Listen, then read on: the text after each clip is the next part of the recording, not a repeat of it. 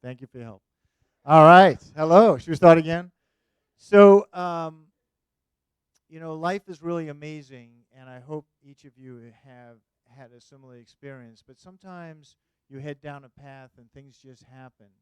And it's the proverbial drop in the pond that creates a ripple, and you never quite know where that ripple's gonna be. And in this case, a drop fell into the pond, and we have a wonderful woman, Nora, here from Cambodia, right here in Manchester, New Hampshire, at SNHU. And we want to tell you that story tonight of how that came to be and the amazing things that are happening today, tomorrow, and Wednesday as a result of that drop that fell into the pond and created a ripple. So uh, bear with me as I'm going to go around and introduce everybody here. Starting with myself, we got to tell you a little bit of the backstory so you can sort of understand what we're doing here.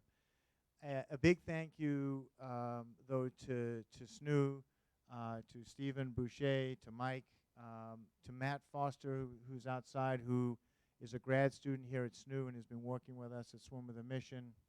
We're very grateful to be here tonight. So Julie and I, as Mike mentioned, started a charity called Swim with a Mission, and the only important thing you need to know about that is 3 years ago we said, hey, we're going to start a charity, and everyone looked at us like, oh, that's the craziest thing I ever heard. And so we just started a charity.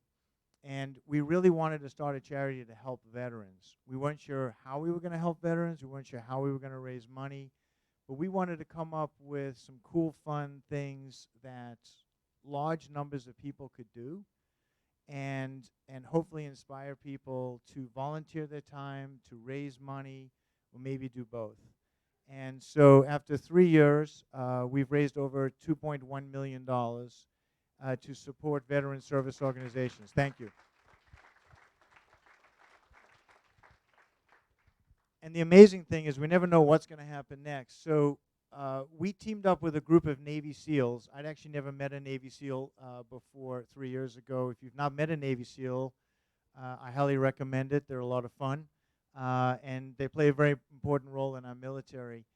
But we do fun things like you get to play paintball with the Navy SEALs, which is not as scary as it sounds. And we swim across Newfound Lake, a beautiful lake about an hour north of here off exit 23 of the 93. Last year, 5,000 people came out in July to support about 300 swimmers who raised a lot of money for veterans. And in this last year, we had a lot of SEALs. And one of the things we've honed in on is trying to raise funds to purchase canines, to purchase dogs, either service dogs or support dogs or something in between for all of our veterans who need a dog. Over the last 18 years, we've been in the longest war in the history of this country, the War on Terror, since 9/11. And in that, a lot of our veterans have got really, really badly beaten up, suffering from PTSD, and traumatic brain injuries.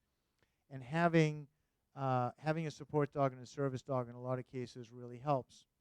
And the group that we're working with, a great group called Baden out of Canada that creates Belgium Malinois, I think I'm saying that right, the Mals, which is what the Navy SEALs and our Special Forces use in combat, are also providing these dogs with sponsors and funders to veterans.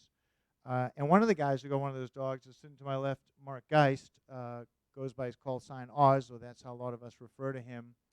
And Oz came out to Swim with a Mission this year and helped us raise a ton of money for veterans, and for which we're very grateful. And we started talking. But let me stop, pause in the story here, Mark, and ask you to introduce yourself and tell us about your service and then in law enforcement and what you've been doing since. First off, I want to say thank you for having us and hosting this, to everybody here for attending, whether it's because you want to or because you have to. My name is Mark Geist. I served in the Marine Corps from 84 to 96, finished my career as an interrogator translator. I speak Persian Farsi as a second language. I then went into law enforcement, and when I was a deputy sheriff, I investigated crimes against children.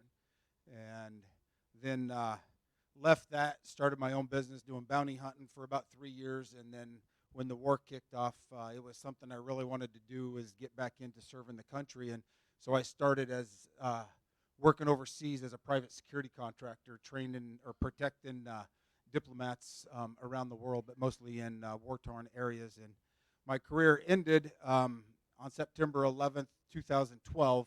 I was working for the CIA. We all know what that stands for, right?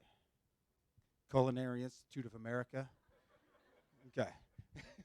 So, but I was working for the CIA as a bodyguard. My job was to protect our nation's spies as they go out and do their job.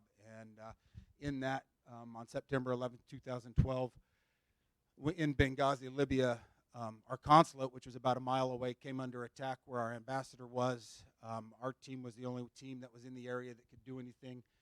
We went over. Basically, we counter-assaulted the group that had taken over. It was about 40 armed individuals terrorists that had taken over the consulate, pushed them off, rescued the security team, recovered Sean Smith, who was deceased, got back to the annex, where we come under 3 more attacks throughout the night, and culminated early in the morning with a complex attack of rockets, machine guns, and mortars. And myself, I got injured. I got blown up 3 times, and 2 of the former Navy SEALs I worked with got killed standing next to me. Since then, me and the surviving members of our team wrote a book called 13 Hours, The True Account of What Happened in Benghazi. And I have the book here. And it was also made into a major motion picture directed by Michael Bay called 13 Hours, The Secret Soldiers of Benghazi. Has anybody seen the movie or read the book, 13 Hours? Oh, yeah, look at that. This is Oz, all right, from the movie. Can you believe that? I'm awestruck every time I see you. That movie really got to me. One of my favorite movies of all time. And so it was like meeting a movie star, really. And Oz and I got talking about this and his experiences with 13 Hours in Benghazi and all of that. And I asked Oz, what is he doing now? And he has a background in law enforcement and helping child victims, and told me about his work with ATP, All Things Possible Ministry, and the work that you're doing around the world to help victims of sex trafficking. And you asked me if I knew anybody who could help a young woman from Cambodia named Nora get a prosthetic. And it turns out I do know somebody. His name is Matt Albuquerque from Next Step, who's sitting right here in the front row. And that's where Nora's been today. And Matt is an amazing man, and I'll ask him to say a few words in a little bit. But and Nora will spend the next 3 days here getting fit for a prosthetic for her hand. And just from that conversation, a series of things happened with the help of ATP that has led us here tonight. And we're very grateful for that. Tonight we're doing this. Tomorrow night at Chunky's in Manchester, we're going to show the movie 13 Hours, and Oz is going to talk about that. So that'll be a cool night. But tonight is all about Nora. Before we introduce Nora and Holly, I'm going to ask Donna to introduce herself and tell us a little bit about what you're doing, Donna, so they understand. Sure. I am the executive director of Real Life Giving. We are a nonprofit here in Manchester working with women who are either have experienced exploitation or sex trafficking or are certainly at risk.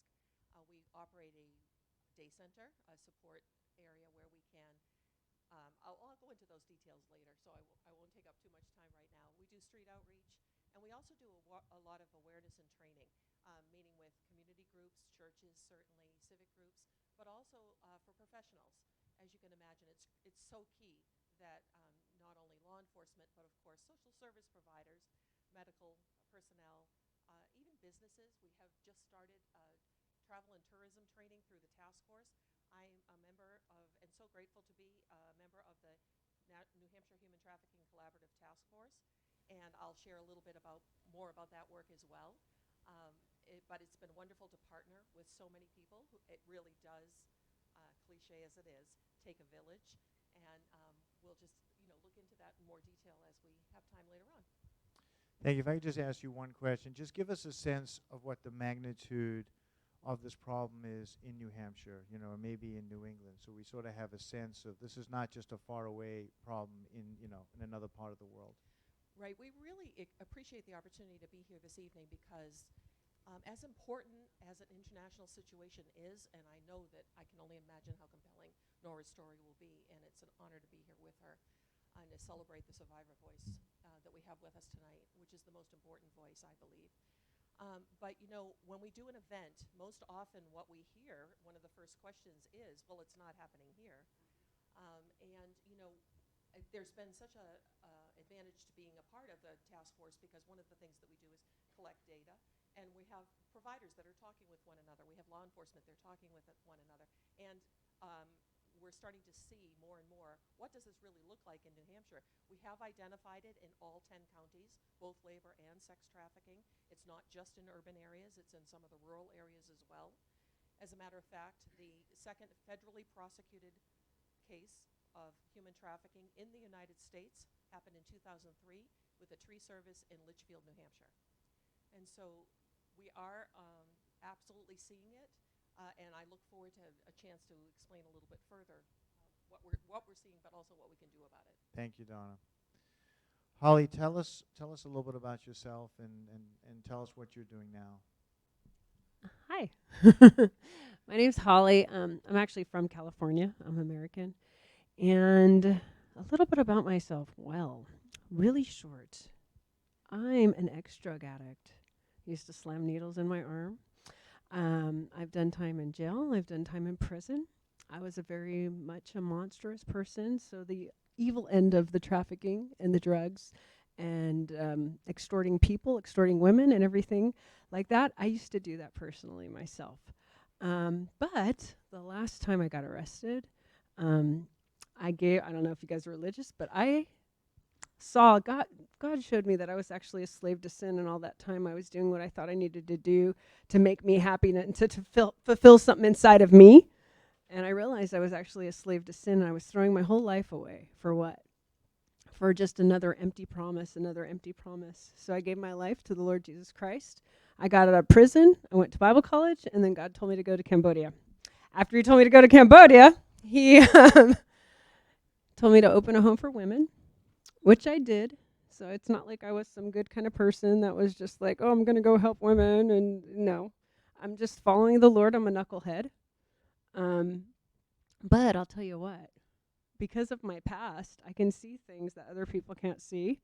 And I have the ability to work with people and talk to people that other people really don't get, because I understand the way the evil side thinks. But I also understand the way the good side thinks.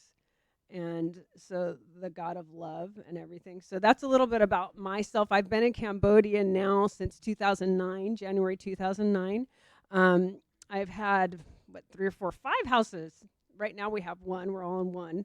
But over the years, I've had 5 houses. We've had hundreds of women come through. Our house, we help rescue from trafficking. We go to the temples. We go to the brothels. And within that, I've been attacked, too. We've gotten a lot of women out, and we've saved a lot of babies, because eventually the babies get trafficked also. So when you see a pregnant woman on the street and stuff, and they're in that world, you need to understand you've got to save the baby, because the baby's going to become a begging prop. It's going to be used for bad things also. So, but it's really rewarding, too, because it's amazing to see what you guys, I don't know, but what God will do with a life, and what a woman will do with a life if she understands that her value has nothing to do with what people tell her it is, but it has to do with what the Creator tells her it is. So that's a little bit about myself, and I've seen a lot of women turn around their lives, and they're so happy and joyful. If you meet them, you would never guess where they came from and what they've been through. You would never guess it, because they're just like what we would call productive members of society, right? But you have no idea what she went through. So yeah, that's a little bit about myself. Thank you, Holly. So before we introduce Nora, tell us a little bit about Cambodia today. I have not been to Cambodia myself. I'm sure not everybody here has. We live in New Hampshire, the live free or die state. It's a beautiful state. I'm sure Cambodia is a little bit different than that. But give us a sense of what life in Cambodia for an average person is like right now. Right now, well, Cambodia is a third world country, so we don't have much electricity or running sewage and everything. Right now, we have our house based in the capital city, so we do have electricity and sewage and everything. It's not the greatest working, but we have it. Um, so basically, in Cambodia, the way everybody thinks, it's mostly on survival mode, having enough food to eat. And so because they're impoverished, they're between Vietnam and Thailand. They've had a lot of wars fought between them, and they just had a genocide in the late 70s. It was the Khmer Rouge, which means Cambodian red in France, or in French. And so where they had a huge genocide, and a lot of people got wiped out. How many people have heard of the Khmer Rouge? Okay, that's good, because that's surprising, because a lot of times when we talk about that, a lot of people in America don't understand that, because it was back in the 70s, and how many people were killed by Pol Pot. Yeah. Yeah. So when you look at that, so that was in the 70s. It was actually the late 70s, 77. I'm 42. I was born in 77. So all these ones were raised by the survivors of all the trauma of living through. Basically, it was like a Nazi Hitler kind of thing. They were in working camps. Their relatives starved to death, were mutilated to death, were just killed. So this generation has been raised by extremely traumatized adults. So that kind of plays into everything. Everything's about money. It's about survival. So a lot of things get sold, including humans. That's what trafficking is. It's slavery. It's like we always look kind of focus in on the sex end of it, but it's a lot more than that. It's just slavery. It's modern day slavery. Yeah. Thank you, Holly. Okay, so let's meet Nora, finally.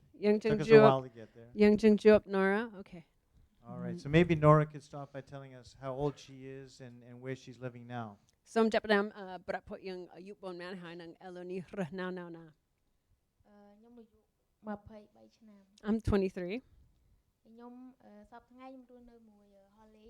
Nowadays I live with Holly in Phnom Penh. So Nora's living in the safe house? Yeah. Yeah. And working in the safe house? Yes. And what does she do for work in the safe house? Eloni Toya Make Knock up the Holly. Holly quạt vùng điên cái không phí hay năng nhóm chui phơm hộp với ai say nó cũng. So right now, I like living there. We just study the Bible, and I help to cook and just help the girls with whatever they're doing day to day. Because a lot of our girls, we really focus on education. So they're getting ready. They're going to school. We have a lot of young girls, young teenagers, 12-year-olds, like all different ages. So she helps be the big sister to them and make food. Oh, that is terrific. So, Holly, maybe you can help us and help Nora tell her story a little bit today about maybe her childhood before she was taken into captivity, and then how that happened. Mm-hmm. You know. But how prep be a way to got lang ruby now manpel we got lang a way to got lang sabai or got get. ពេលដែលខ្ញុំអត់ទាន់បានមករស់នៅមួយHollyខ្ញុំពិតជាពិបាក Before I didn't live with Holly, it was really difficult. ពេលខ្ញុំអាយុ16 She's just going into her story. You're not going to hear her childhood. Okay, that's okay. But when I was 16, មានបុរសម្នាក់គាត់ធ្វើបាបខ្ញុំ there was a guy, he did really bad things to me. គាត់បានចាប់ខ្ញុំយកទៅឆ្ងាយពីផ្ទះ He took me by force, and he took me really far away from my family. គាត់បានធ្វើបាបខ្ញុំច្រើនមែនទែន He did a lot of really, really bad things to me. ពេលហ្នឹងខ្ញុំជិះម៉ូតូពីអ្នកបងចដូនមួយខ្ញុំ What had happened was I was riding a moto with my little cousin. គាត់បានជិះម៉ូតូមកស្ទាក់ពីមុខខ្ញុំ So we were on a dirt road, and he came in right in front of our moto. ខ្ញុំបានដួលម៉ូតូហើយគាត់ចាប់សក់ខ្ញុំឡើងលើម៉ូតូគាត់ I fell off the moto. He got off, and he grabbed me by the hair, and he hit me, and he wrapped his hand around my hair and put me on the moto with him. នៅពេលហ្នឹងគាត់បានវាយខ្ញុំដាខ្ញុំស្លាប់ហើយគាត់ដឹកខ្ញុំទៅ So I couldn't stop it because he hit me, and he made me pass out. ហើយជា4ថ្ងៃ Maybe it was 4 days later. ខ្ញុំដឹងថាខ្ញុំមកដឹងថាខ្ញុំនៅណាអីឆ្ងាយពេក I didn't, when I woke up, so she's going back and forth. When I woke up, I didn't know where I was. I was just I knew that I was far away, but I was in a room. I didn't know where I was. ហ្នឹងហើយបានដឹកខ្ញុំចូលក្នុងផ្ទះសំណាក់ But I figured out it was in a guest house. គាត់បានធ្វើបាបខ្ញុំ He did a lot of bad things to me. ហើយគាត់បាននិយាយជាមួយខ្ញុំថាឲ្យខ្ញុំហ្នឹងទៅប្រាប់ម៉ែខ្ញុំ He told me, you have to tell your family. ឲ្យធ្វើម៉េចដកពីបណ្ដឹងចេញដោយសារម៉ែខ្ញុំគាត់បានប្តឹងប៉ូលីសប្តឹងអីដែរ You have to tell your family to drop charges on me because they called the police, and you have to tell them to call the police and tell the police we're dropping charges. គាត់ថាបើខ្ញុំអត់និយាយមួយម៉ែខ្ញុំទេគាត់អត់យកខ្ញុំទៅឲ្យជួបម៉ែខ្ញុំវិញ He said, if you don't tell your mom this, you'll never see her again. ខ្ញុំក៏បាននិយាយមួយម៉ែខ្ញុំឲ្យដក So I got on the phone with my mom and I begged her to drop the charges. ហើយគាត់ដកហើយគាត់វាបានយកខ្ញុំមកដាក់នៅក្នុងព្រៃរៀងឆ្ងាយពីផ្ទះដែរហើយពេលយប់ខ្ញុំដើរមកផ្ទះវិញ So later on, he drove me late at night and he dropped me off on a dirt road, secluded all by itself. It was kind of far from my parents' house, but I walked. ចាហើយពេលហ្នឹងវាបាននិយាយថាវាយកខ្ញុំមកដល់ផ្ទះហ្នឹងហើយគុំថាវាឈប់រវារវល់vớiខ្ញុំបើខ្ញុំលែងតាក់ទងវានឹងធ្វើបាបគ្រួសារខ្ញុំ He said, when you go to your house, you don't tell them anything that happened. Because if you do, I'll hurt your family. វានឹងសម្លាប់អត់ថាអ្នកណាហើយ He said, I'll kill him. ហើយខ្ញុំនឹកឃើញខ្លាចគេធ្វើបាបគ្រួសារខ្ញុំចេះតែតាមគាត់ហៅខ្ញុំចឹងខ្ញុំត្រូវទៅជួបគាត់ So I was afraid he was going to hurt my family. So months later, he called me and he said I had to meet him or he was going to kill him. So I was afraid. So I met him. មកដល់ឆ្នាំ2018នេះបានខ្ញុំសុខចិត្តថាផ្ដាច់ជាមួយវាចង់ធ្វើបាបខ្ញុំវាចង់សម្លាប់ខ្ញុំ So after meeting him that time, this went on for many years. For about so about 5 or 6 years, he would call me and he said, if you don't come when I call, I'll kill your family. And he would give a little money here and there and just tell me to keep my mouth shut about it.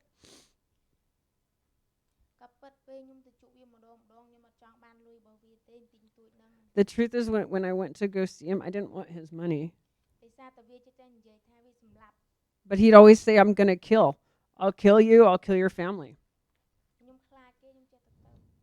I was afraid. I had to go.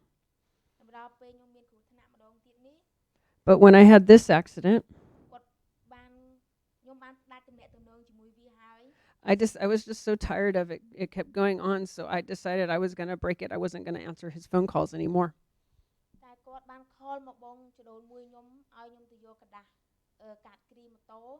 But he called my cousin because he's the richest man. I got to tell the backdrop. Can you talk about Okay, so he called her cousin because he's the richest family, the richest guy in the village, kind of really powerful in their village. So he's the one that everybody does business with to go buy your produce or to go buy things because they drive from the little village and go to the capital city, Phnom Penh. And so he had called her cousin who gets stuff from him. They're all older. So he had called her cousin and told her, hurry, tell your cousin to come pick up this paper. It was a paperwork card, like a title deed. For me, I'm in a hurry. I'm on a business trip. So just tell her to come get it really quick because I'm in a hurry.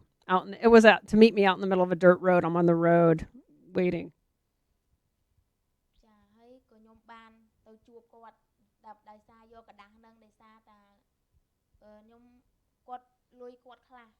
Okay, so I went to go meet with him to go pick up this car because my cousin told me to go get it. And her cousin's just, you guys know, her cousin's actually older than her, so kind of like a mother figure. In between all this, we skipped that part, but her parents both died, so she became an orphan in between all this.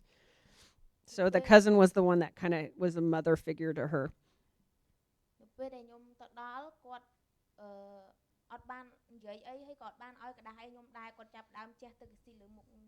So when I went, he didn't talk to me. He didn't have a card for me. But what he did was he dumped acid in my face, battery acid.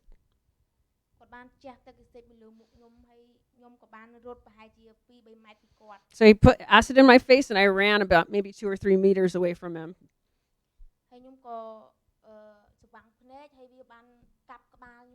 I couldn't really see because the acid had gotten in my eyes, and he started hacking me from behind, So he had pulled out a butcher knife and he started hacking my head with a butcher knife. ខ្ញុំមិនដឹងថាគាត់រៀបគម្រោងការមកពីណាខ្ញុំបានឃើញទឹកកសិចបានឃើញកបិតគាត់ខ្ញុំបានឃើញតែ I didn't see the knife or anything, but he just started hacking me with it. It was a dull, big butcher knife. គាត់ហូតមកកាប់ខ្ញុំយកខ្លាំងច្រើនហើយដៃខ្ញុំរងដោយសារក្បាលខ្ញុំត្រូវហើយខ្ញុំត្រូវរងដៃ He was hacking at my head and I put my hand up to block it and it went through this hand right here. I have hack marks all over my body. He grabbed my head by the hair and he stuck my face into the ground. And he started to hack my hand off. And he started hacking a lot because his butcher knife wasn't very sharp, so it wouldn't go through. And when he was cutting, he was like shaking all over, so I have hack marks all over my arm.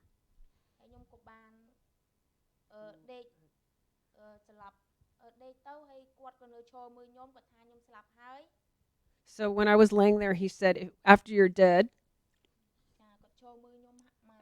I'll leave. But not until you're dead. And when he saw that I wasn't dead yet, he would hack again, so I faked dead. And then he left. So I didn't know what to do. Just so you know, during that time, it was like 4 o'clock in the morning. It was early business hours. So she's laying there and she didn't know what to do because it was dark and quiet.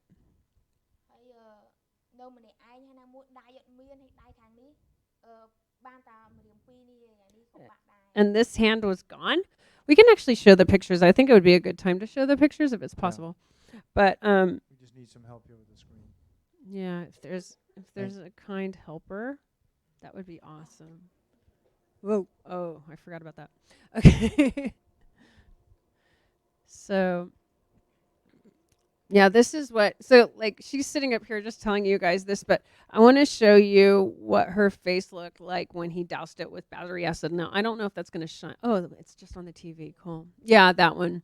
So the battery acid went in her eyes and everything. So then he hacked her hand off. So go ahead and show the next one. And so she's just laying there and looking up and not knowing what to do because it's dark. There's nobody around. It was out in the middle of nowhere. And there was just blood everywhere. See it?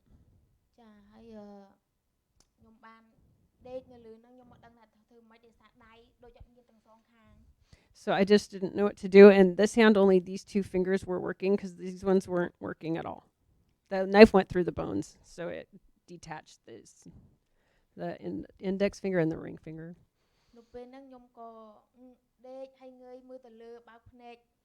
I was laying there and I was just looking up at the sky.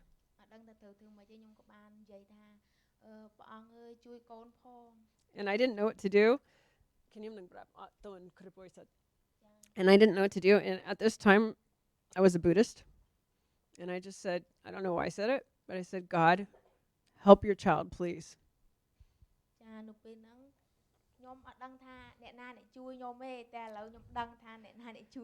And at that time, something happened, and I didn't know back then what it was or who was helping me, but right now I can tell you who was helping me.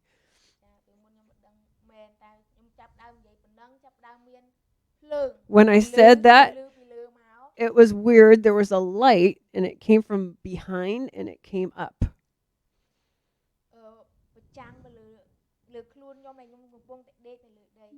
And it was like, and then it was over me as I was laying there in that field.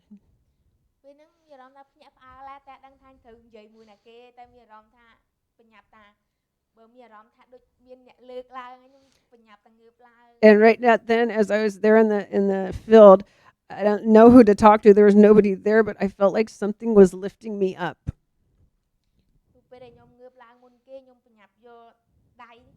When I sat up, I could see my hand, and I picked it up. So you could show her hand, I guess. I picked it. She picked it up with her one finger there that was working. And I went near to the moto I was driving.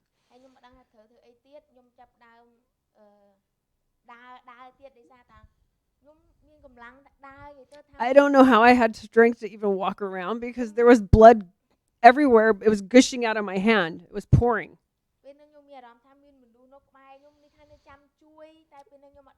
During that time, it's weird. I feel like there was people by me helping me, but I was all alone in a field. The blood was just coming. It was coming everywhere. But somehow I had enough strength to look and walk. I was able to see my phone and call my cousin to come get me. Maybe 15 minutes later, they came.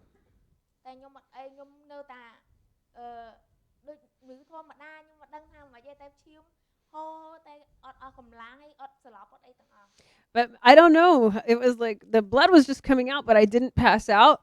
And it was like I was a normal person.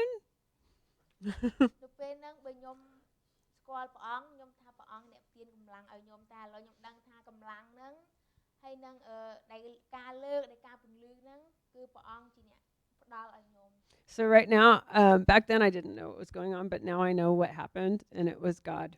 God was helping me. He was the one giving me light. It was 4 o'clock in the morning. It was dark. So it was God. Because there was nobody there, and nobody could help me. And then after that, my cousin came.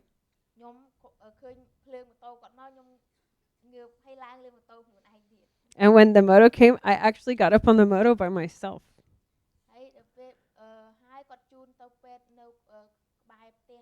And after that, they took me to the village doctor that was near the house. But the doctor looked at me and said, we can't help you.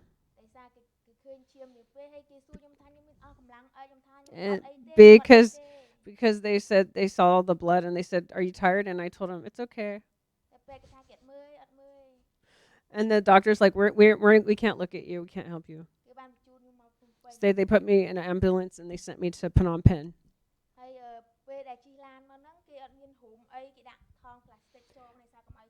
And they didn't wrap my hand or anything. They just put a plastic bag. They tied a plastic bag around it so the blood wouldn't get all over their ambulance. And by the way, Phnom Penh's about an hour and a half from where she was. That's a miracle she's alive.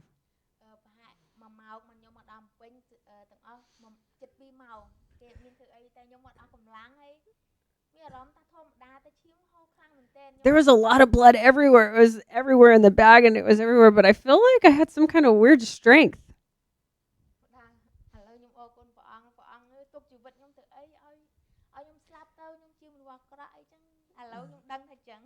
So then I didn't know, and I was like, thank you, God, so much for saving me, because that would have really been bad if I would have died then. I was really evil before. She feels like she was a bad person. Will you show the next slide? We lost him.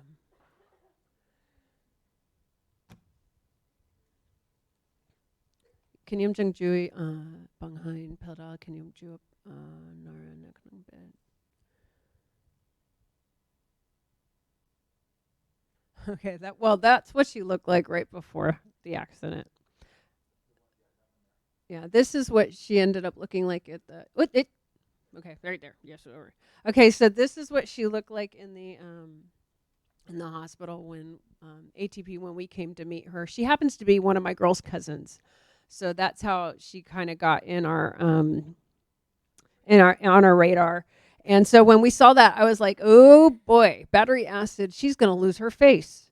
And I have some experience with acid and things. And I know personally from my own experience, you have to put baking soda, you have to neutralize the acid, you have to clean it, you have to put things on to get the acid out of your skin or it'll continue to eat away all the way to the bone.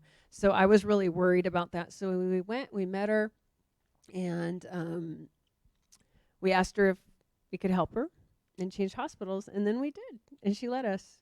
And we've had surgeries on this hand. We had reconstructive surgeries. Right now she has a couple pins in this hand. And after she got out of the hospital, we brought her to our house because she does have a bounty out on her head. So we're hiding her out still a little bit. 3 men came to the hospital looking for her, saying that her father sent them. And I already told you her parents are dead. So Yeah, so that's kind of where we're at right now. We're here to because we were really, really thankful to Next Step for offering and providing this new hand for her so she can have a life. Because basically in Cambodia, if you don't have a hand and you don't have anything, you're gonna become a beggar. That's all you're. Because we have a lot of landmines in Cambodia, so a lot of people have things blown off. So this is a really rare opportunity um, for her to be able to get a hand and everything. Think I idea. Plan. Thank you, Holly. Yeah. Thank you, Nora. It's not an easy story to tell. You're probably the bravest person I've ever met, I'll be honest. Mm. And Oz, I want to ask you, what are you thinking when you hear a story like this from Nora? You know, it's I've in my career I've probably been in 60 different countries around the world. Most of them are places that are very similar to Cambodia, and you know, and having worked in the United States in law enforcement in trafficking of both trafficking children and crimes against children, which entail all of that. A lot of us think that this had never happened here. You know, one of the challenges that they have in Cambodia is the guy that did this to Nora is still out there. He's very rich, so he has the ability to pay off any law enforcement and things like that. So it's her coming out and having the strength to tell her story and to be public about it exposes her to those dangers. Like Holly said, there's a bounty on her head. You know, the guy has no problem because the only thing he's worried about is if he kills her, then there's no one to testify against him. But that same thing can happen here. I've seen it happen here in the United States. I work with another group that's called Vets for Child Safety. And right now it's ran by an individual by the name of Craig Sawyer, who used to be in the Marine Corps, who then got out of the Marine Corps, joined the Navy, became a Navy SEAL. After becoming a Navy SEAL, he became the top of all Navy SEALs with SEAL Team 6. His daughter, when she was 14, got kidnapped. And luckily, he was able to recover her before too much damage was done. And now he's committed his life to the same as what I have and is helping stop this kind of crime. And just 3 weeks ago, did an operation down on near the border in Arizona and caught 9 guys that were trafficking in children. And it wasn't children from Mexico, it was children from the U.S., kidnapping them and then trying to get them to Mexico and selling them. It happens all over this country, more than what we care to know. And it's not always in something that is that violent. A lot of times what you see is it's as simple as runaway kids. Runaway kids have a difficult time because most states have laws that say you can't harbor a runaway. If you can't harbor a runaway and a runaway goes to a shelter to get help, they can't be allowed in, because if they do and the shelter helps them, then they can be charged with a crime of harboring a runaway. So what it forces kids to do is to live on the street. And what happens is the street it's predatory. The older kids or the older people that are homeless are going to prey on the younger, and they are going to pimp them out and sell them for drugs and do what they can. And that's all part of the trafficking that goes on in various ways that we don't even think of or understand in this country. You know, luckily, we've seen more publicity because there's been more people who have been very public, have gotten caught. And it's bringing this issue to forefront of, I think, our country. And it's something that I think we can all get behind, I'm sure. And it's notifying or noticing and being aware of the people that you interact with or are around on a daily basis, because you never know when that one person is that close to being homeless or that close to being a victim by circumstance of being out partying and they want to go home at night by themselves, or they go jump in with somebody who they don't know because they are either intoxicated by drugs or alcohol. And next thing you know, that friend that was supposed to meet you back at the dorms or back at the house is gone. And what do you do when, you know, we have to look out for one another, because that's the only way we can protect ourselves, is taking care of the person to your left and right and being that, what I call our team. I mean, myself, in Benghazi, I had 5 guys I knew I could depend on, that I could give my life for and who would give their life for me. You need to have those kind of people around you as well, and know who you're with and when you're doing things, and making those decisions that are good choices and not bad choices, because the last thing I would ever want to see is any one of you, is me having to come in and try to find any one of you because you got kidnapped or got taken and abused the way that Nora had. She is everything I went through. I've had over 14 operations. My arm almost got blown off. I had like 25 holes in me. I chose that life. She didn't. And such a strong and resilient woman, and knows that she is worth more than just being a woman in Cambodia, or being, as they see it, a piece of meat to somebody who can pay for it. It's not a pretty picture, but that is what it's like out there, not only in foreign countries, but in here in America as well. Thank you, Oz. Donna, I'm going to ask you, what were you thinking, what's your reaction listening to Nora's story? Well, I think there's some things that are commonalities, regardless of where it's happening across the world. And primarily what that involves is exploitation of vulnerability, whatever that might be, whether it's a poverty situation, or as you mentioned, it can be a situation where someone has experienced abuse in their background. It can be a runaway and missing youth scenario. There's so many things that can, homelessness, just so many things, trauma in their background, that lead someone to be in a position of vulnerability that can be exploited by a trafficker. What we're seeing here in New Hampshire, oftentimes that vulnerability involves substance misuse. And it's something that someone may be experiencing already. Perhaps there are reasons that led them to be in that circumstance, which they can then be exploited by a trafficker. But I think it's really important to recognize that there are also times when a trafficker may introduce that substance misuse disorder that will eventually happen, because it's a very common way to keep somebody compliant. And I also know survivors who did not necessarily weren't using substances at the time when they were initially trafficked, but eventually started taking drugs because of the fact it was the only way that they could cope. And here in New Hampshire, we see a lot of overlap in the two. Individuals that are being forced to sell themselves, or forced to traffic drugs, for example. It's actually a forced labor situation. And so that they can have the next hit that they need. New Hampshire is on the forefront in some ways. One of our laws actually recognizes that the withholding or facilitating of a controlled substance is seen as a form of coercion. Because I think it's really important to recognize what human trafficking is. It's not human smuggling. It's a situation where an individual is compelled to either provide labor or a service, or perform a commercial sex act through force, fraud, or coercion. And we've heard some examples of what that violence can look like, what force can look like. It can also include abduction, though that's not necessarily the most common form.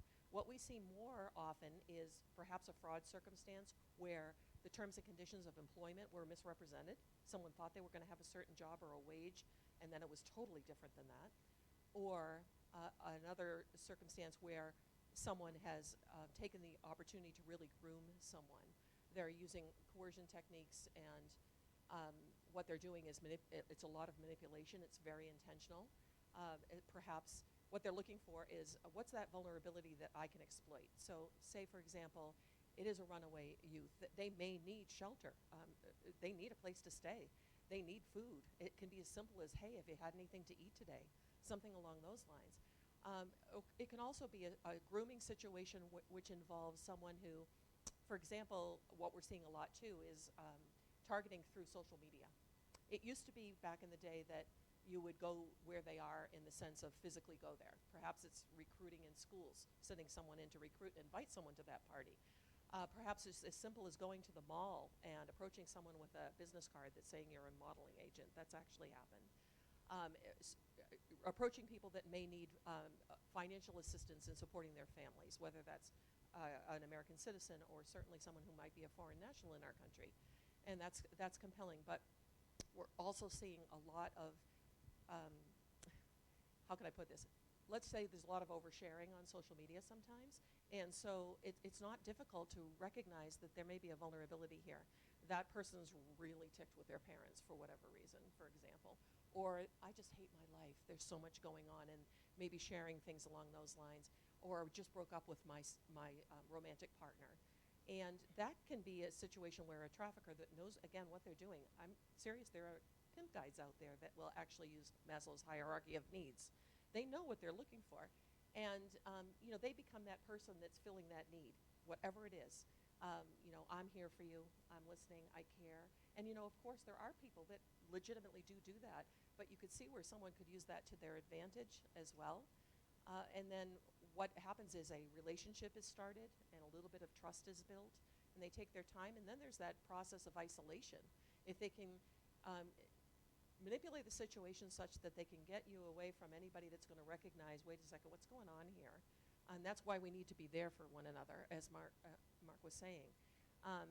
That can be a key, but it also includes creating emotional and economic dependency on someone. This is the only one that's taking care of me. This is the only one that's providing for me, and that may actually be the case. There may be no other options, because the other question that we get asked a lot, past is it happening here, is why don't they leave? If they're not necessarily confined or restrained, why don't they leave? And there's powerful coercion that goes on. There's creating that sense of helplessness and that I made this choice. There's a lack of safety and a lack of support. But I often go back to, leave to what? That's the problem. There's a lack of services. And I'm so grateful, again, for the work of the task force and bringing together the services and support that is out there. But one of the great things that's happening is we're identifying some of those gaps and what needs to be, how we can coalesce that much better to really help victims, whether they're coming from a situation of a sex trafficking circumstance or have been labor trafficked. And some of the things that we do specifically, as we've done outreach in some of the neighborhoods where there are vulnerable women, because that is the work that we, as Real Life Giving, have been called to. We have little gift bags that we hand out, and it's a point of connection, a reason to maybe have a conversation, some bottled water that we carried with us, things like that. And occasionally, you'll just be walking by, ask how somebody's doing, offer them a bottled water, especially, on a hot day, something like that.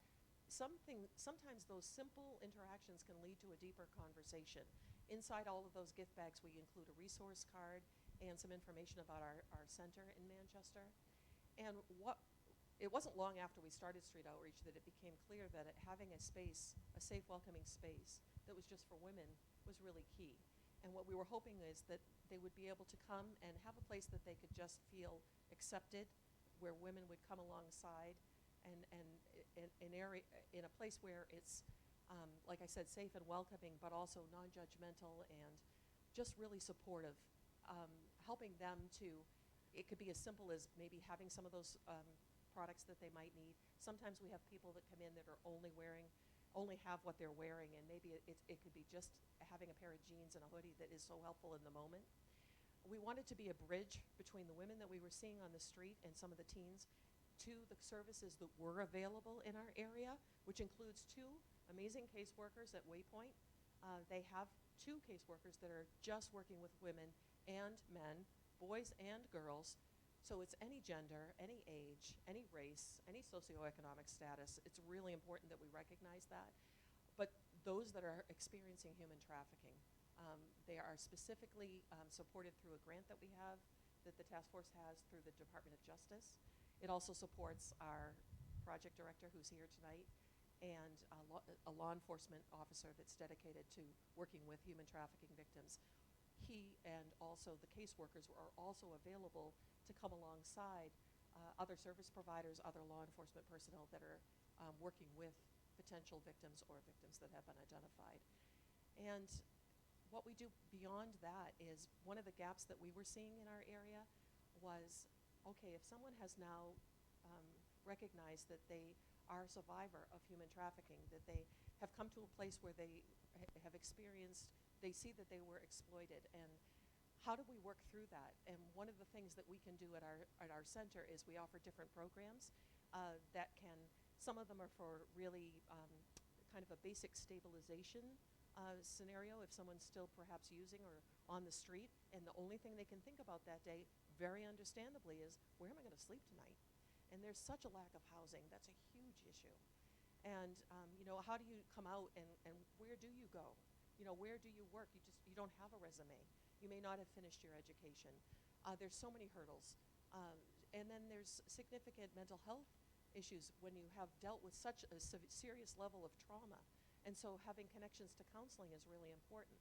One of the programs that we do is specific for survivors in that it helps them recognize the manipulation, the control, the isolation tactics that were used.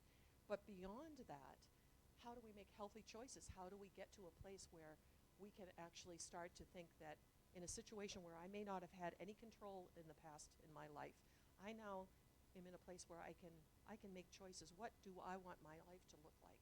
What is it like to even be able to start to dream and to have goals and to hope that the future could look like something very different than what I've experienced? And so being that connection, whether it's to those service providers or to various ministries that are here in Manchester that are doing amazing work.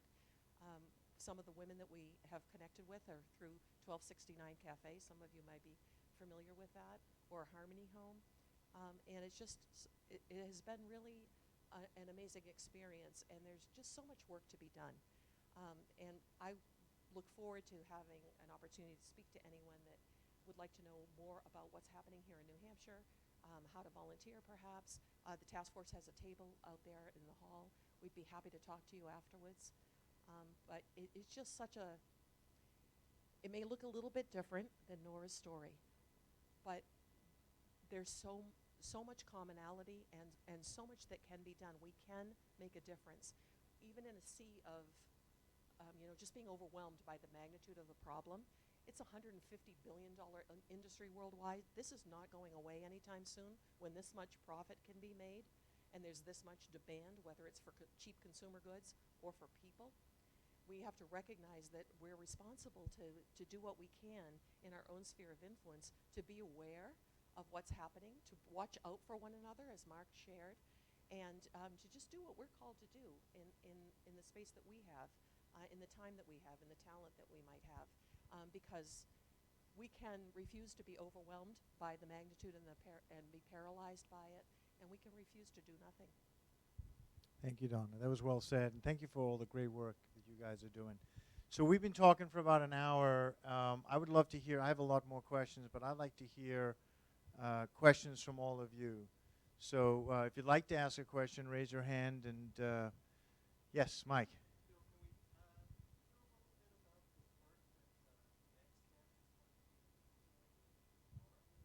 Absolutely. Why don't I ask Matt? I'll get up and come find Matt Albuquerque from Next Step.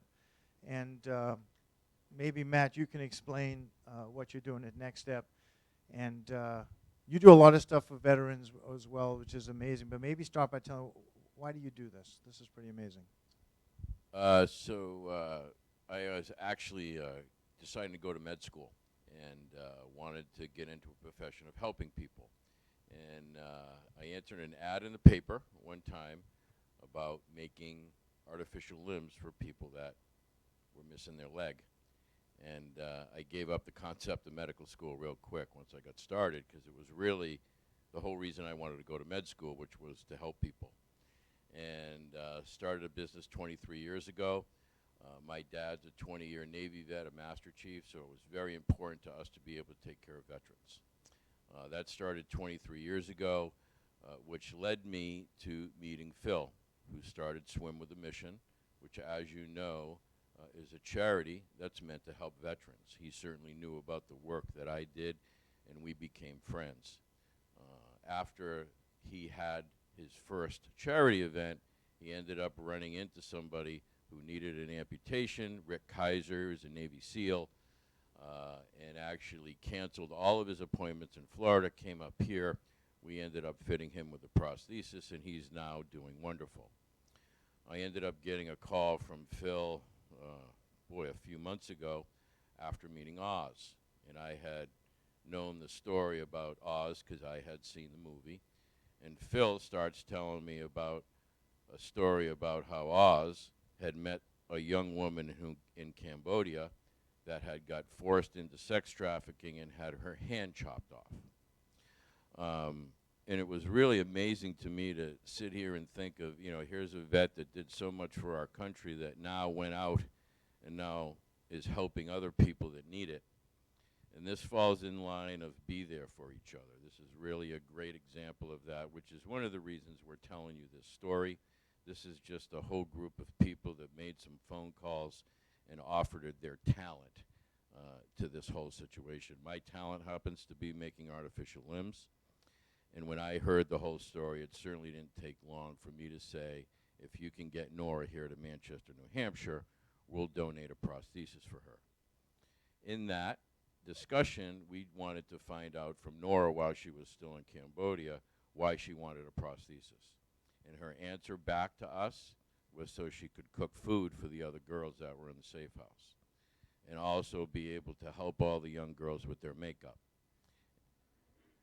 and also straighten their hair. So I couldn't help her with any of those, to be honest with you, for all the obvious reasons.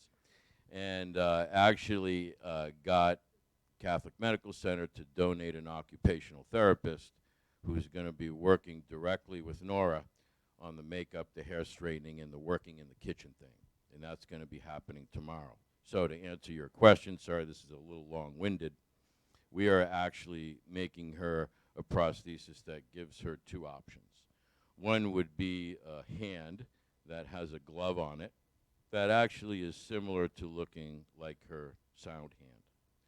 And then we'll also give her the opportunity to take that hand off and have a much more functional terminal device on the end of her prosthesis, which will allow her to do the more fine motor stuff like the makeup and the hair straightening and all of that kind of stuff. So it really ends up being the best of both worlds. We were just, after our first day today, she was actually using it just before she came over here. And I can tell you, in that be there for each other, there's no better feeling in the world to be part of something like this. I can tell you I feel blessed to be able to do it. And one of the things that we hope from this is that you all take that away, that it doesn't take much to make a massive impact in somebody's life. So thank you very much. Thank you. Thank you. Awesome. And some of my friends that I work with, Matt doesn't know this yet, but we're going to make her another attachment to her prosthesis. So when she's back in Cambodia and she ever runs into that guy again, no more to be said on that. Yeah, that's it. So this is Nora's first trip to America. I'd love to hear what she thinks about America so far. Okay, could you make me be protein?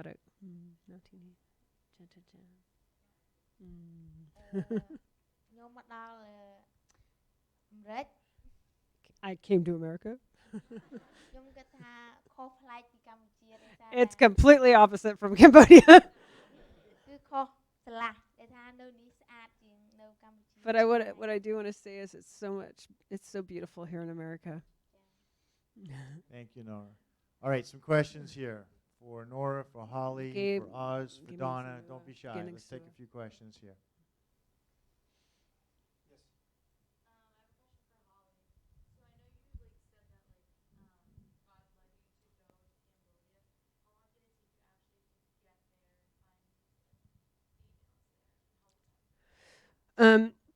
Well, you just buy a plane ticket.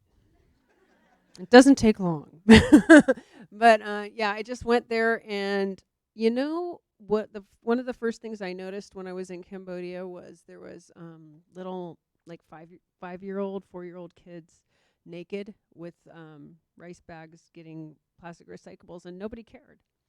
And then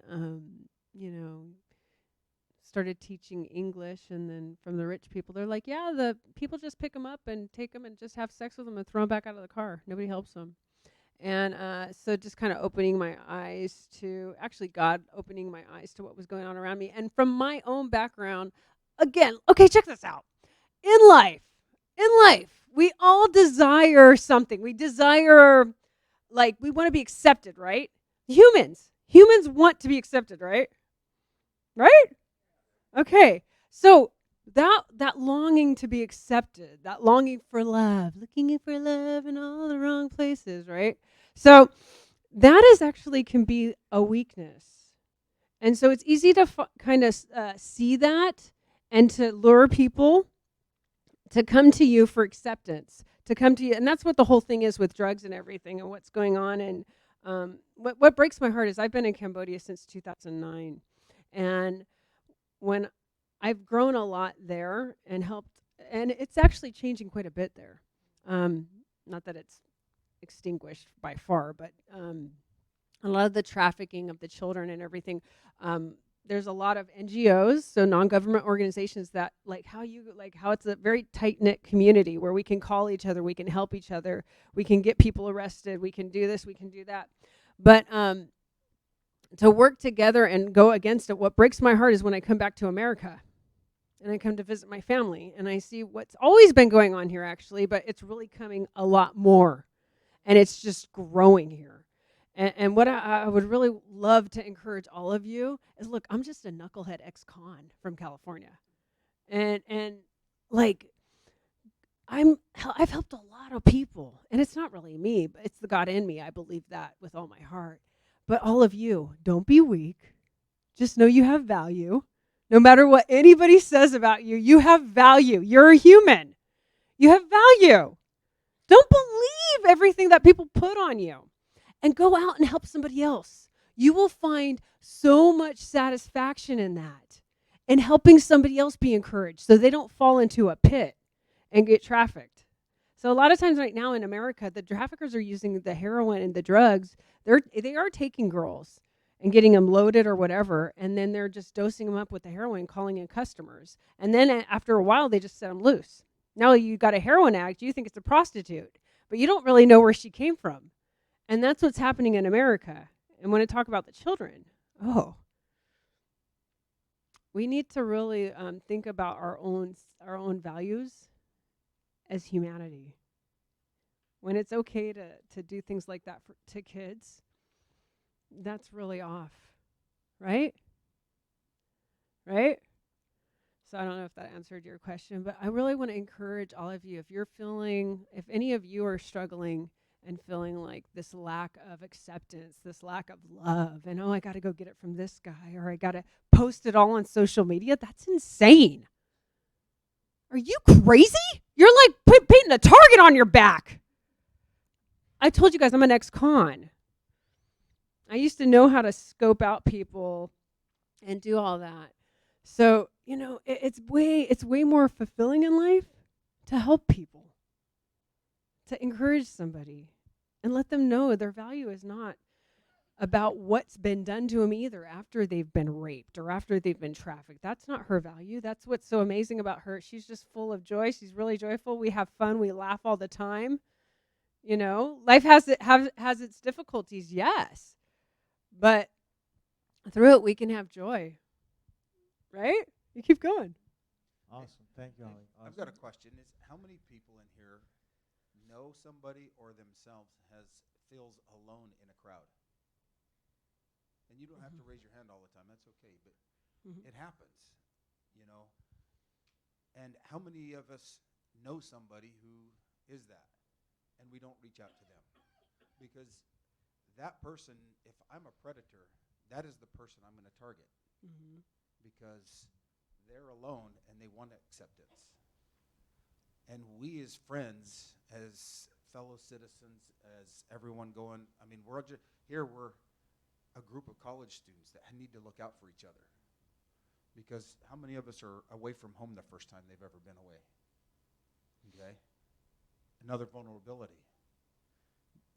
Those are people that predators attack. Those are the weaknesses that they're looking for. And the people that we can depend on are the ones that are sitting to your left and right.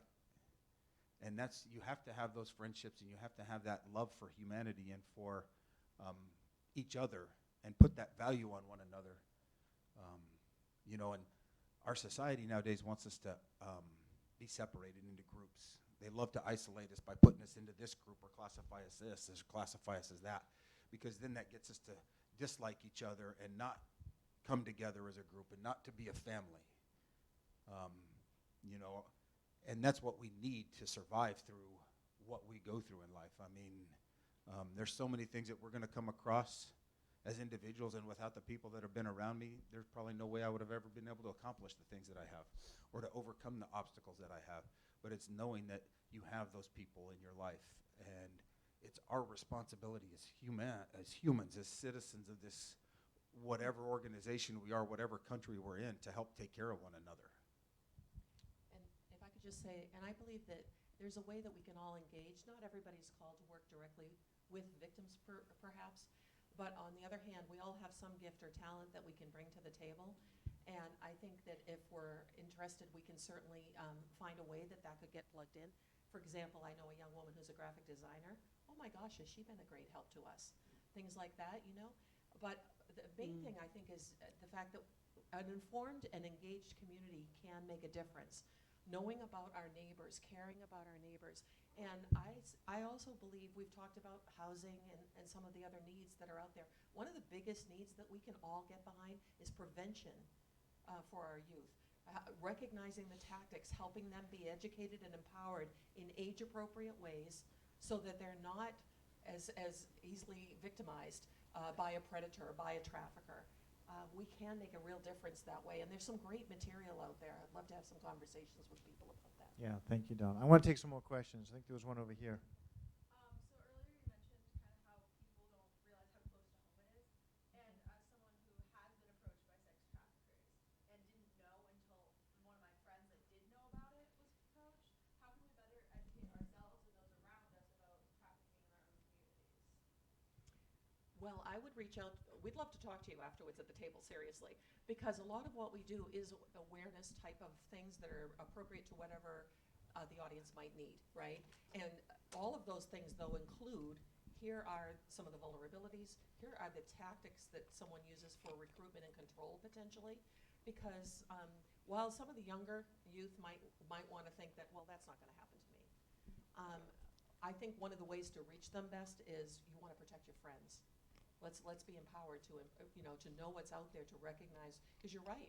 A lot of us, well, first of all, when we're young, as much as we don't want to think so, we're naive. But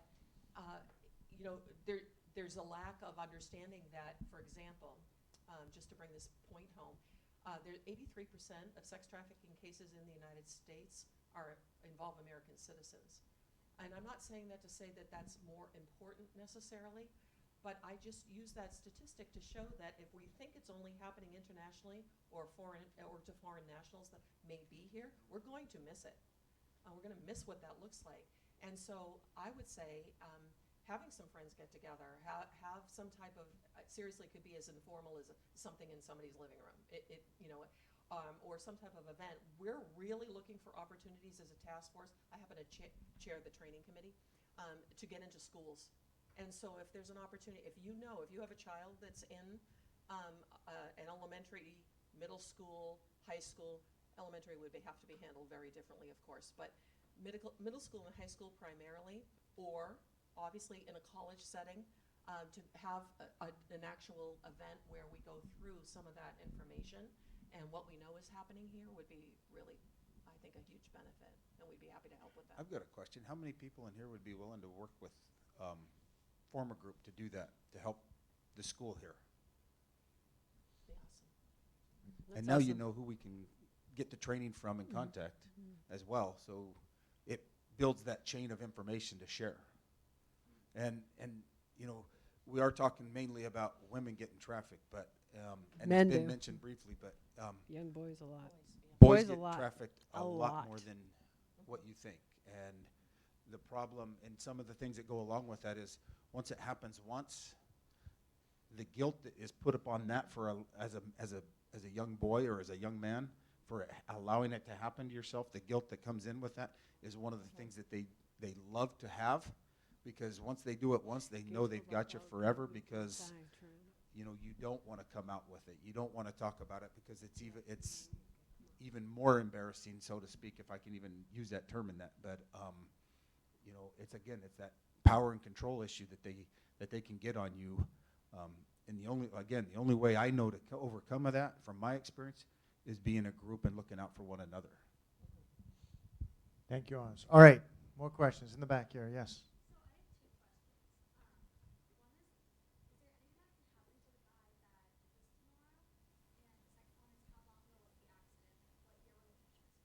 Yeah, well, you better not run into Oz, I can tell you that. So this happened February 27th of this year. Yeah. Yes.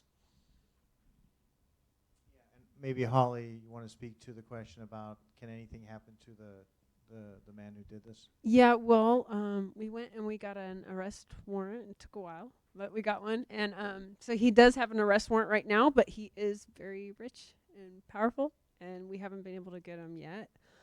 So we're still hiding her out for now. Yeah.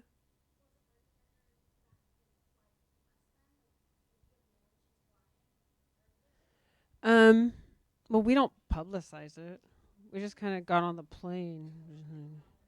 Just totally like kept it like spy secret. And like totally like Well, went in. Nora does her. It's I guess I can say it right. Pseudonym for her name.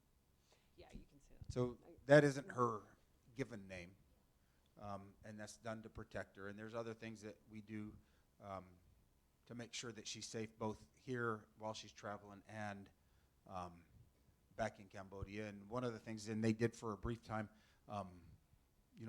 Phil talked about the canines. I have a service dog as well that works with me for a lot of different things. One of them is for protection, but and that's another element that is being introduced into the safe house.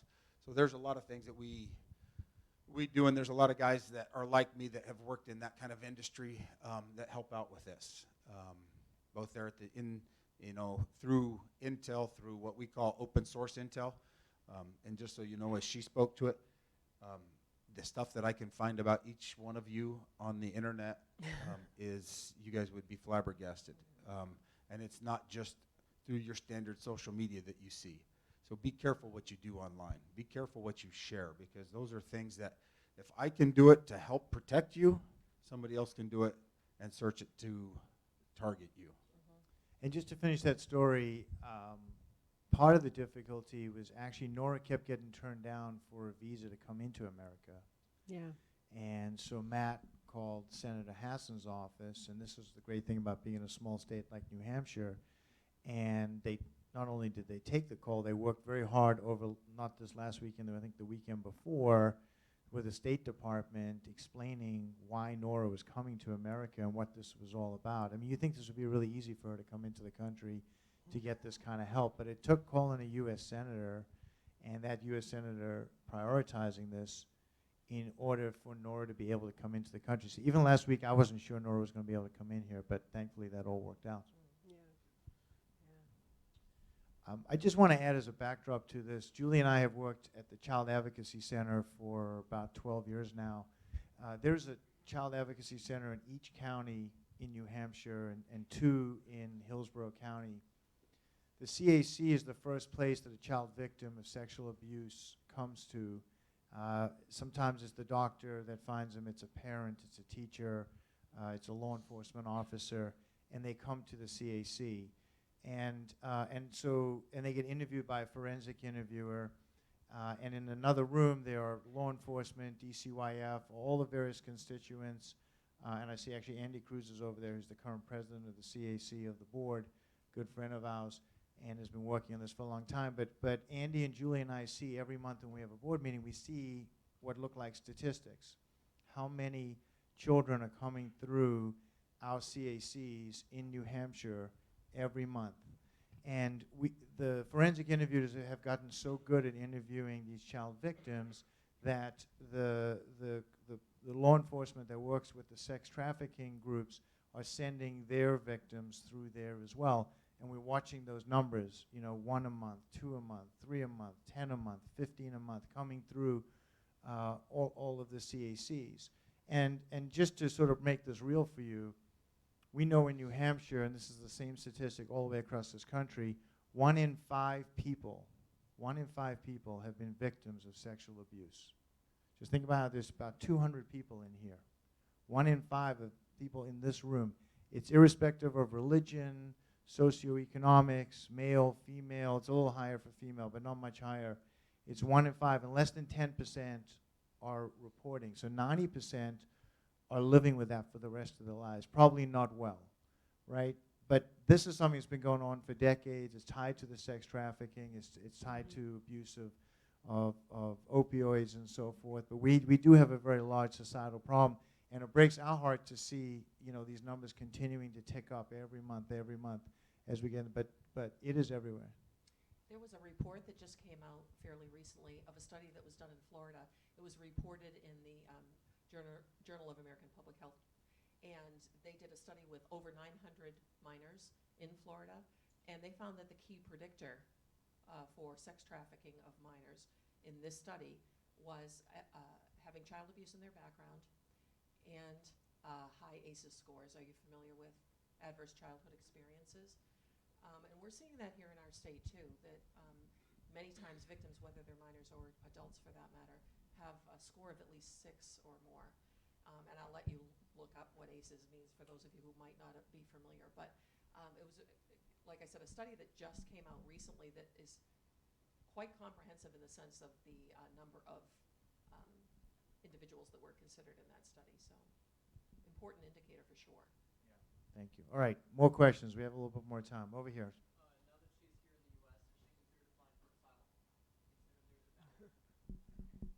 Go ahead. No.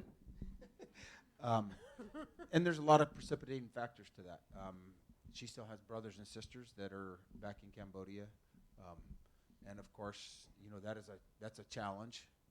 Not only because she doesn't want to be away from them, but the predator will use that against her as well, or try to use that against her. So those are other things that have to be protected as well. And it would, especially in our third world countries. I can go to just about any third world country, and for $100 I can buy a cop. That's how they make their living. They get a salary from, a lot of them get paid, but then they make their money by,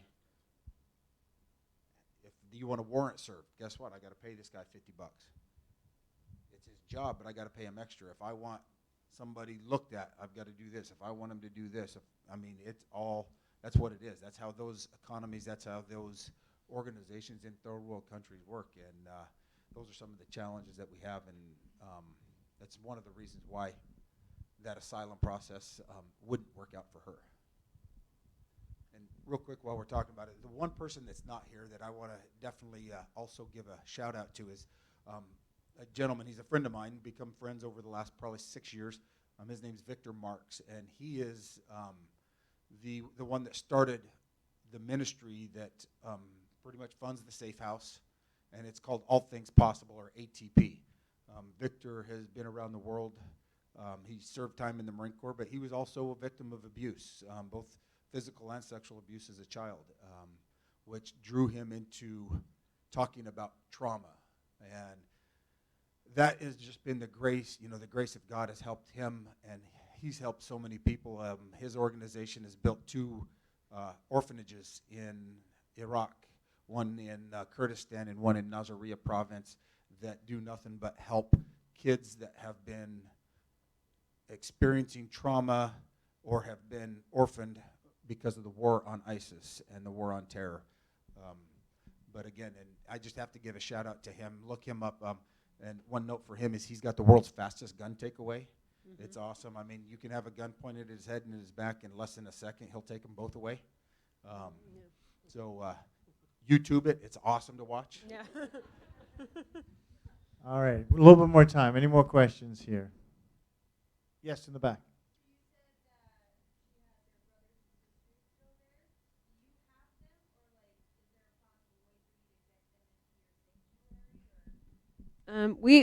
I offered to take them, but we couldn't take the boy because I have traumatized teenagers. You don't want little teenage girls with the teenage boys all traumatized in the same house, and I didn't have more than one house at the time. They're a little more grown up. One's engaged to some dude. They're with various aunts and uncles, but that's also a big fear factor too. She's the oldest. So culturally, it falls on her head to support them and to be the mother figure too. So yeah, that's a good question. They're doing okay though. I have a picture of them if you want to see it. They come to the court dates and she talks to them all the time. And we can't show them where we live because that's one of the issues. They could be followed. So yeah, we're really wanting to get this guy, and I think we're gonna get him soon. And that is the key to it, because should she claim asylum, and even if we could bring the rest of her family over for asylum, the downside, as much as that would help her and help the kids, her brothers and sisters, is it leaves that predator out there, because then there's no longer a case, because she wouldn't be able to necessarily go back and testify against them. So it leaves a predator out there to help engage with others. And the one thing with Nora is she's determined to see this guy see justice in one way or another. Yes. In this life or the next, whichever it takes. Yeah. And also one upside is she lives at the house with me, and so we have right now we only have 18 girls. We have two just they just graduated, I guess you'd say. Well, really they just got really good jobs and they make more money than me now. And because we're focusing on education and introducing them to the wonderful things in life. Life is beautiful. The world's beautiful. It's not just all about what happened to you. Get your head out of your own self and look around you. And so one of the awesome things about her is she's very joyful, and she helps me with my 12-year-old, which is a handful, and just a lot of the other girls there. And so, I mean, if they're all stuck in America, people in America, I love you guys. I'm American too. But you guys are really messed up. That's my take on Americans now. Now that I left the country and I don't live here, oh man, people need help. I'm praying for you. Thank you, Holly. One more question. Yes, over here. So, you mentioned the harboring of runaway was kind of a detriment. Are there any other laws that are getting in the way of helping? That's one of the bigger ones, at least from where I'm from. I'm in the state of Colorado. I'm not sure what New Hampshire has on the books concerning that kind of thing, and it's been, it's the challenge of trying to overcome that, is because if you allow shelters to do that, well, guess where a lot of the perpetrators are hanging out? They're going to go to the shelters, and then the kids come to the shelter. So you have to have a kids shelter, and it would be so simple to have for such a complex issue, but if people would just be good to each other. I mean, and that's so simple, but it would just really help. I mean, it's kind of like Holly said. I mean, why are we so mean to each other? Why do we think that we have to be hurtful and spiteful and do that to our fellow man? I mean, it just makes no sense to me. I've been on the receiving side and probably on the giving side of a lot of violence. My life for a long time was solving problems with violence that couldn't be solved otherwise to protect the country. And it's stuff that we have to live with, but it's not something that you really want to do, not something you want to live with. Some of the laws, in traveling, we were able to go to speak in Vegas and different places. And some of the laws, every state to state laws are different. And one of the things that they were having, which they're really, there's a group of people that are really trying to rewrite the laws, is when the street kids and stuff, the police do get them, the only way to process them through our system there is they become juvenile delinquents. And it's the same in California. So, like, if they get labeled as a juvenile delinquent, they're not actually a juvenile delinquent. They're just a kid that was on the streets that got caught up in the wrong crowd and they ran away for whatever reason, or maybe they ran away from a foster care system. You see what I'm saying? Which can be pretty rough sometimes. So if they get labeled as that, now that's what's on their record forever. You see what I'm saying? And so it follows them, and what kind of doors are open for them. So to rewrite those laws and not label them as a juvenile delinquent, that's something to look into, like into the laws, like how can we legally help relabel who they are and what they are, and maybe look at them more as victims, I think, instead of juvenile delinquents or things like that. You see what I'm saying? Where you're like just harboring a runaway. Well, let's look at the runaway like a victim and figure out why they're a runaway. Is anybody in here in marketing? Find a way to rebrand that whole thing right there. Yes, ma'am. I was just going to point out, in New Hampshire, none of that happens. Oh, that's awesome. There is no harboring clause.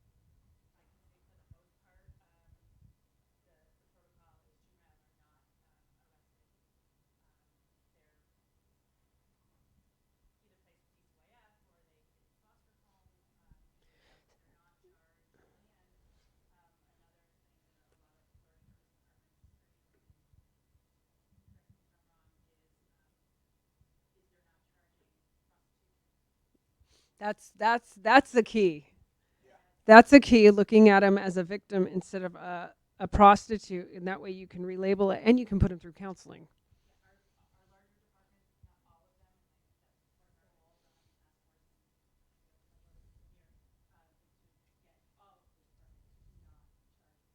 That's an awesome goal. Jen, can you say something about vacating as well? As far as vacatur of anybody, like for an adult that has charges that were, or arrests in their record, and how that can prohibit, when you have a record, getting a job and all those things, as you well know.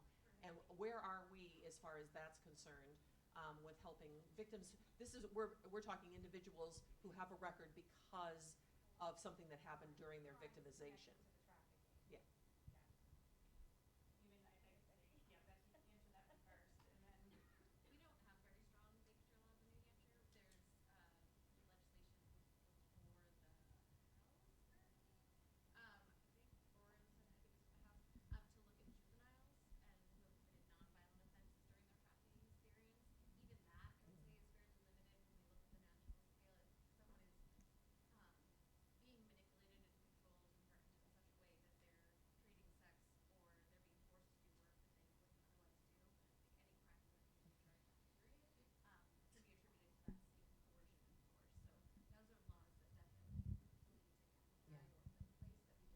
I think going after the perps a little stronger would be really, really good. Like, go after the perps. Give them 20 years to life. Yep. Like, and the ones that buy them. You take the market off. If you make it way too much, the price is way too high than I'm willing to pay. Like LWOP, life without the possibility of parole. There's a lot of LWOPs. I know a lot of LWOPs. But, like, you know what I mean? So in Colorado, we had that. When I was working crimes against children, we lobbied and were able to get any crime against children as a life sentence. yeah, there you go. And they have now they can get parole, but if they get parole, they're still a registered sex offender for the rest of their life. The challenge from a administrative side point or from us as a society is the cost of monitoring or maintaining that. Because what they tend to do is they leave Colorado and go find a state that has less laws, and they're going to go there and then re-offend there. And then they go to Cambodia. Yeah, and they go to Cambodia. They really and do. Thailand, I mean, Yeah. how many people in here want to go to spring break in Thailand, right? No, they're in the Cambodia. Okay, after tonight, I hope none of you. All right, so here's what we're going to do. We're going to stick around for a little bit after this. If you would like to get involved and do something, I hope that you will go to the table, see Jen, see Donna. I hope that you will come and greet Holly and Nora, give them a New Hampshire welcome, maybe a high five, a hug. I think Holly needs a hug, so give Holly a hug.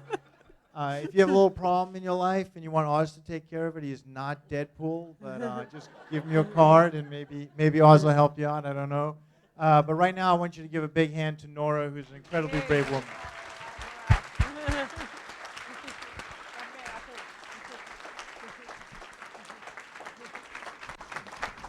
I'm doing it.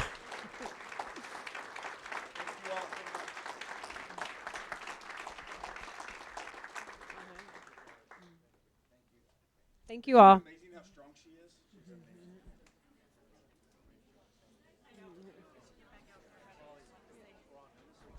Thank you.